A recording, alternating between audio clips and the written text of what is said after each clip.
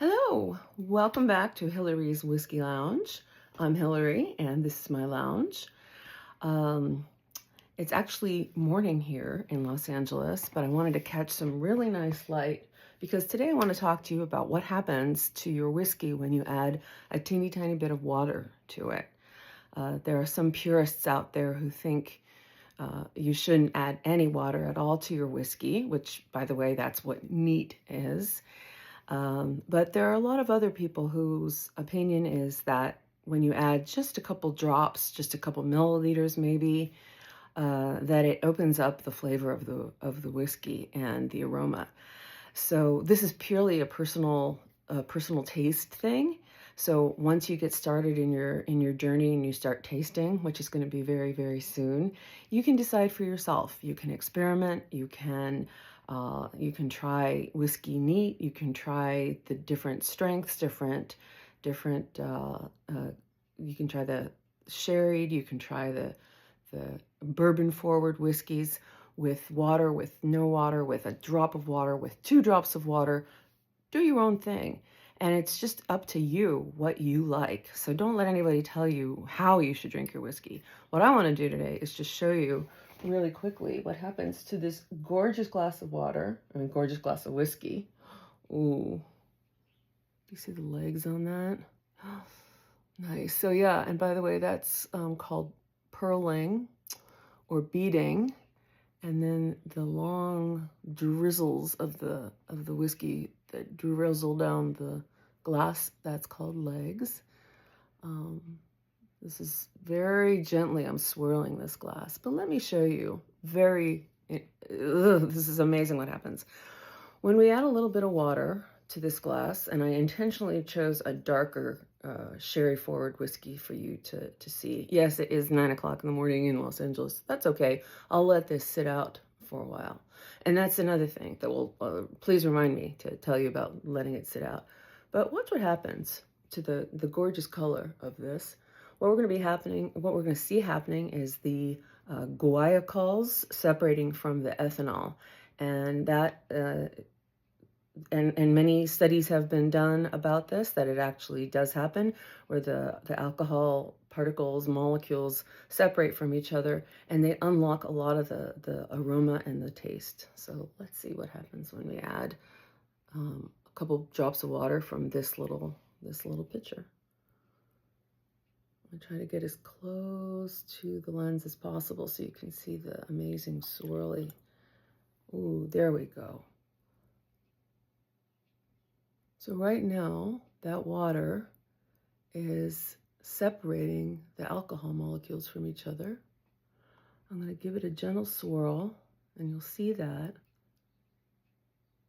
You see the kind of blurriness in there.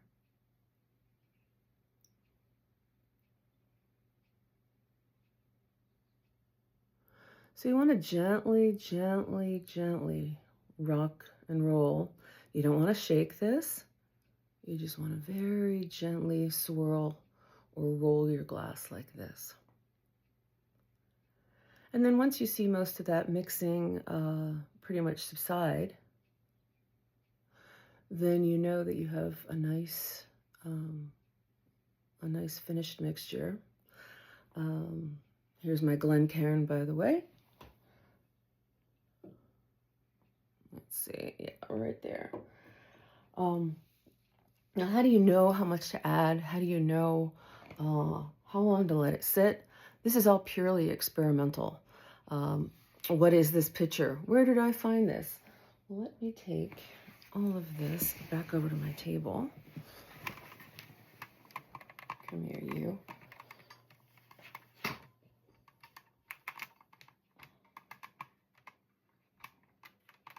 Okay.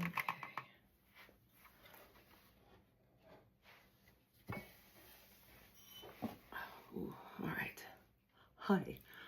Okay. I did bring a couple pictures to show you what some of these whiskey pitchers or water jugs look like.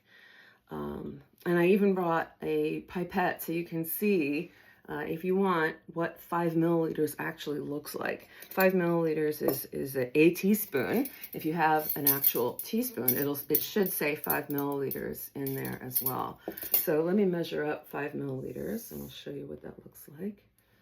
Let me use this cup.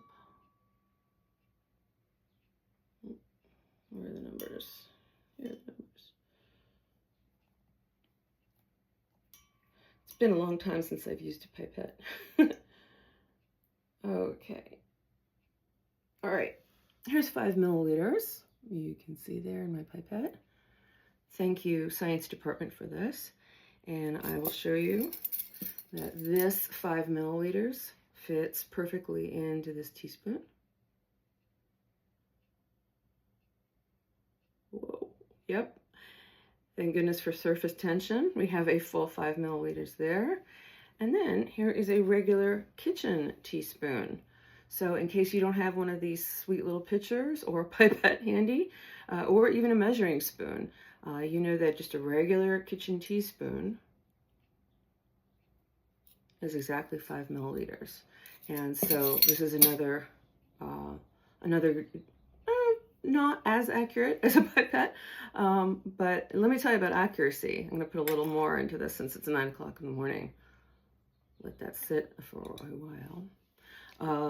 Where do you get these pitchers? Well, this little sweet little water pitcher I got from the thrift store for 99 cents. Hi, Julie. And in fact, I got this sweet little one too.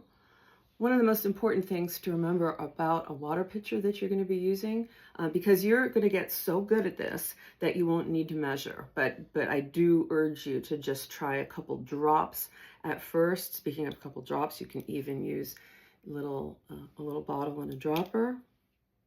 You'll notice that when you go to a bar, especially one that really specializes in whiskey, that they'll have these little plastic pipettes for you, or when you go visit a distillery, they'll have little plastic pipettes, or even some fancy looking glass pipettes for you to use.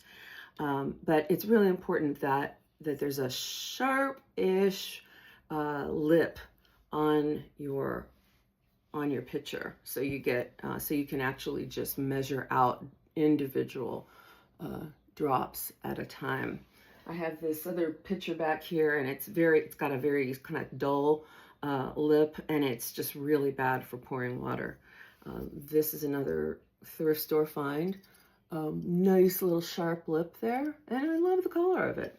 I usually do have a little pitcher of water just sitting around on a table in my whiskey lounge, just so when I grab a dram, I've got my glass of, or my pitcher of water ready to go. This one I ordered on Amazon. It's actually like a kid's tea set jug or something. This one's from Italy. I love this one. There are also, when you go to bars that especially specialize in whiskey, you'll see what are called water jugs or whiskey jugs. They'll have these set up on the bar with a nice kind of filtered water or spring water or something, ready for all the patrons just to use at will. This also is from Julie and her family. This is even a little creamer jug that I have. This one probably wouldn't be as great for whiskey because the lip is really not that sharp. Okay, drop or two. Let me show you. You're going to be adding maybe even just individual drops like this to your whiskey. So I urge you to, number one, when we start tasting, try your whiskey neat, so with no water, and this is going to really affect how it hits your palate, the development, but really how it hits your palate first, especially if your whiskey is really strong. If it's not so strong, it won't be as shocking. But then when you start getting used to getting over that burn, which is what a lot of people say that adding a drop of water will do. But we're going to start with one drop We're going to go to 2 drops and see what happens. You could, in fact, make yourself a little flight of those little Glencairn glasses we talked about, where you put in this, if you're in the scientific kind of mind, put in the same amount of whiskey of the same type of whiskey, and then try to leave one alone, leave it neat, and then have one where you put 1 drop in or 2 drops in, another maybe 3 or 4 drops in, maybe another one where you put in all the way up to a few milliliters. So a teaspoon, a half a teaspoon would be a few milliliters. That would be 2.5 milliliters for a half a teaspoon. So, and then let them sit. It's nice to let them swirl around, let the water sit. Some people leave their whiskey for maybe 20 minutes, 30 minutes, go out and check the mail, go vacuum your living room, and come back, and after that time, they will have thoroughly opened. Your whiskey will have thoroughly opened. Then we're gonna do a nice nose test with our Glencairn, and then you're gonna take a nice little sip of each one and see how you do with it. I think I'm going to try this flight experiment with you next time, and so we'll see what happens. And I'm actually going to be doing a real tasting with you next time. So I hope that you are working on getting your nosing glass, whether it's a brand name or generic kind of tulip glass, or you're actually getting your Glencairn glass. Please pick up a nice bottle of sort of a beginner whiskey, preferably from the Highlands or Speyside. I would not suggest starting your whiskey journey on something very peaty from Islay. Maybe try that Glenmorangie that I showed you, or even if it's a Glenlivet or Glenfiddich, something that's 10 or 12 years old, something that's maybe, it'll be $50, $70, something like that. Just a nice starter whiskey. And then find a little pitcher or get a glass that you can pull some teaspoons out of, teaspoons of water. This is just water from my refrigerator filter, by the way. It's not super fancy.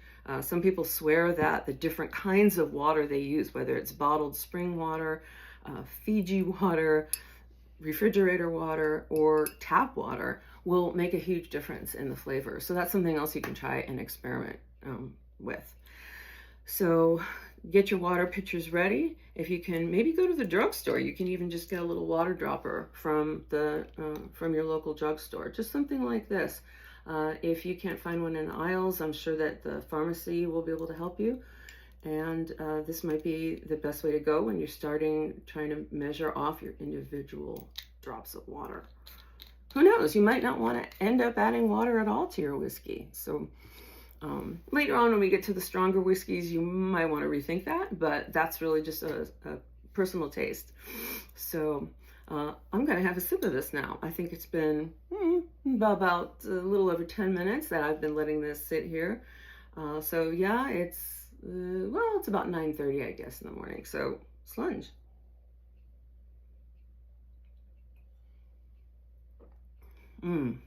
That really opened up the flavor of this. Which one did I pour in? This is a Glendronach, a nice little Glendronach 15-year-old that, of course, everybody wants to start a Wednesday morning with in Los Angeles with a glass of Glendronach whiskey. But it really did. I can really taste how that really opened up. Even the aftertaste is a lot more flavorful, almost looser, and I can really discern a lot more of the flavors with just a little bit of water.